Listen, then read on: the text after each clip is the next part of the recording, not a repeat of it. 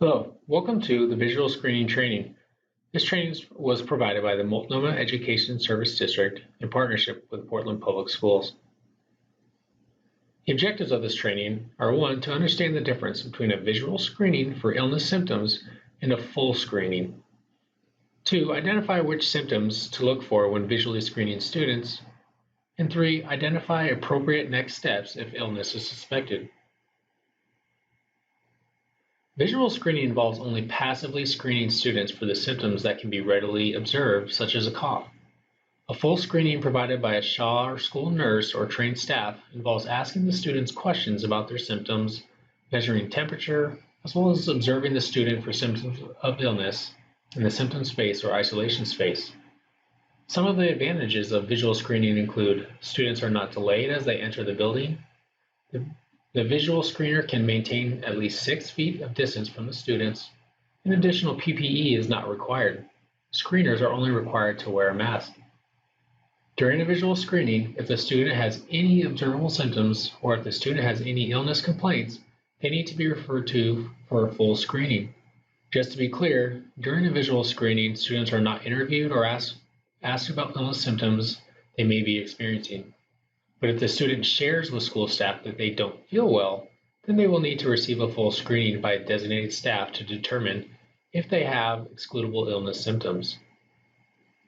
When referring students for a full screening, be careful not to shame the student or make them feel self-conscious. Guard against any unconscious bias based on the student's race, ethnicity, clothing, or socioeconomic status. Not every student who is referred for a full screening will need to be sent home. Schools will continue to follow the Oregon Department of Education and the Oregon Health Authority exclusion guidelines when determining if a student needs to be excluded from school for illness. For example, if a student is complaining of a headache but does not have any excludable symptoms of illness such as a fever, it is safe for them to remain in school. If a student is frequently referred for a full screening for the same symptoms, work with the school nurse to determine what is normal or what baseline symptoms are for the student and which symptoms may indicate an illness.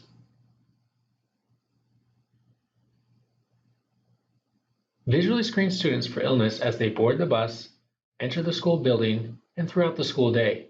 If the bus driver suspects that a student is sick, they should notify the school so the school staff can meet the bus and bring the student where they can receive a full screening.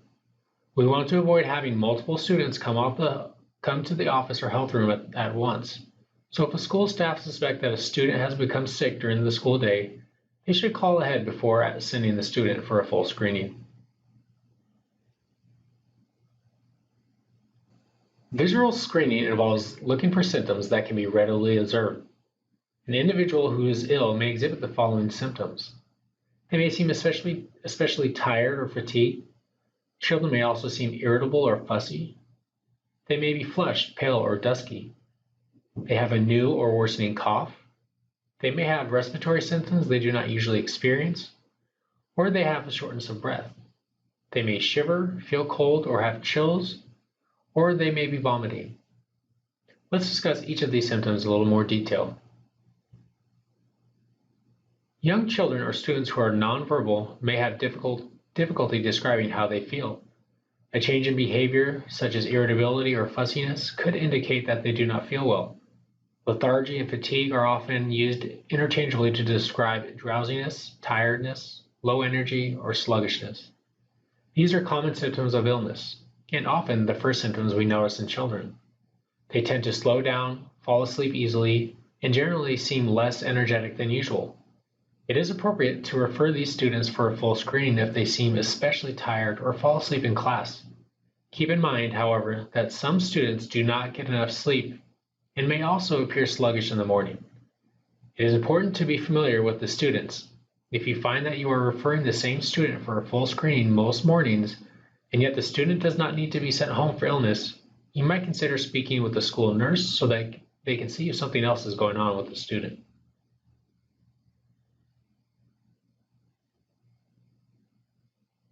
Flushing is defined as sudden reddening of the face or neck.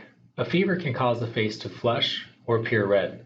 Exercise, excitement, or embarrassment can also cause the face to become flushed. If the student races with a friend to the front door of the school and arrives flushed and out of breath, but otherwise happy and energetic, the student is probably not sick.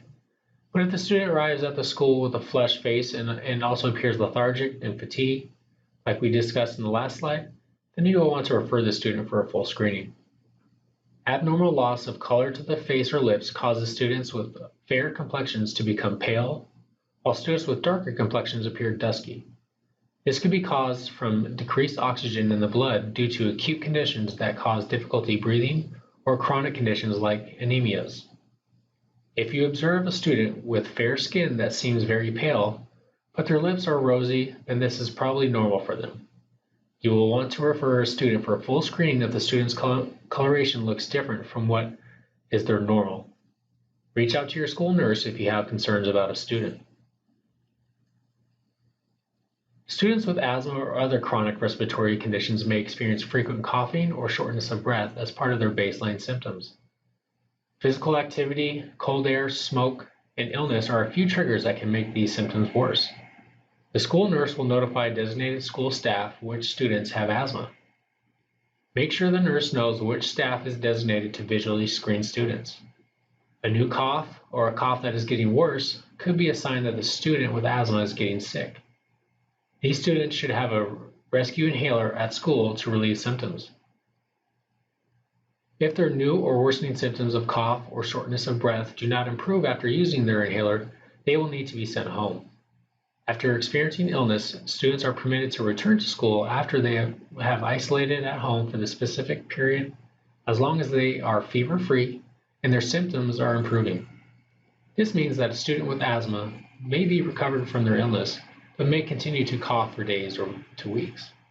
If you have concerns or questions about a student who has returned to school following a respiratory illness, reach out to your school nurse. Students without a history of asthma or other chronic respiratory conditions should be referred to for a full screening if they have a new or significant cough. They may also return to school after isolating at home for a specified period as long as they are fever-free and their symptoms are improving. Although they may return to school with lingering cough, symptoms for students who do not have asthma usually resolve sooner. Chills or shivering are often associated with a fever and are more common in children. The student may complain about feeling cold. Refer a student for a full screening if you observe shivering. Vomiting is usually an excludable illness symptom. Occasionally, there is an explanation for the vomiting, such as motion sickness from the bus ride. Any student who vomits at school needs to be referred for a full screening.